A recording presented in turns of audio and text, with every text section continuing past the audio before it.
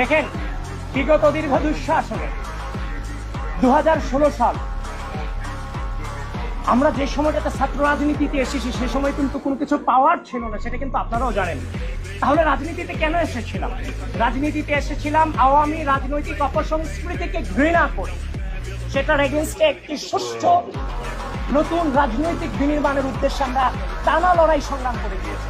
ঢাকা বিশ্ববিদ্যালয়ে একটা স্টুডেন্ট ভর্তি হওয়ার পরে একদিকে ঢাকা বিশ্ববিদ্যালয়, আরেকদিকে সোহরাওয়ার্দী উদ্যান, সবচেয়ে ভালো জায়গা এবং সবচেয়ে খারাপ জায়গা।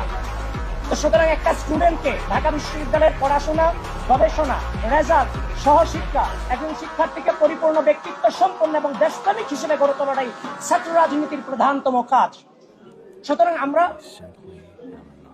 ঢাকা বিশ্ববিদ্যালয়ের শিক্ষার্থীদেরকে প্রপারলি মানব সম্পদে গড়ে তোলার জন্য যা যা প্রয়োজন নতুন বাংলাদেশের নতুন রাজনৈতিক সংস্কৃতিতে, সেটা নিয়ে আসার জন্য সর্বাত্মক চেষ্টা করব।